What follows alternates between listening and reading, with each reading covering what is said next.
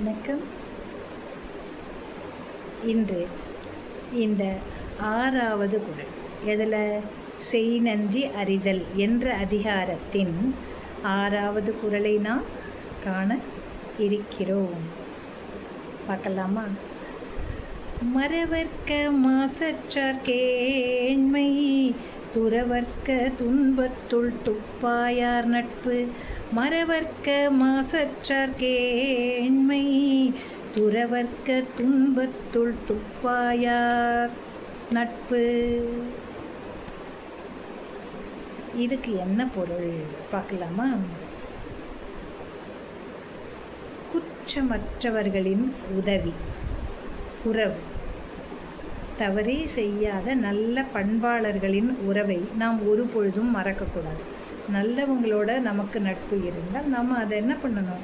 மறக்கவே கூடாது, அதை தக்க வைத்து கொள்ள வேண்டும்.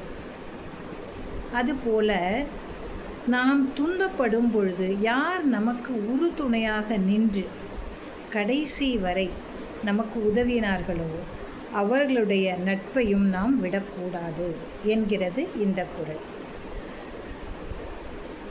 மறவர்க்க மாசற்றார் கேண்மை துறவர்க்க துன்பத்துள் துப்பாயார் நட்பு.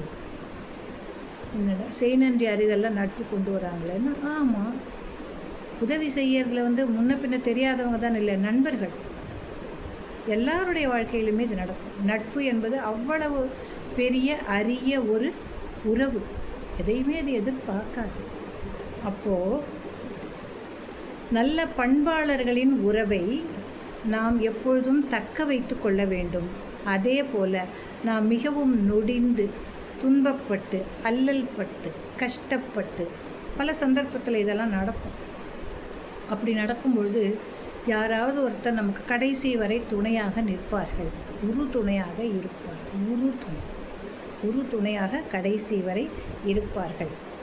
அப்படி உறுதுணையாக இருப்பவர்களின் நட்பையும் நாம் விட்டுவிடக்கூடாது, தக்க வைத்து கொள்ள வேண்டும்.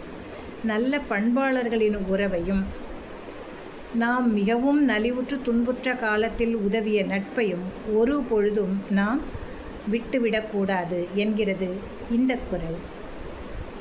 நாளை மீண்டும் நாம் அடுத்த குறளில் சந்திக்க இருக்கிறோம்.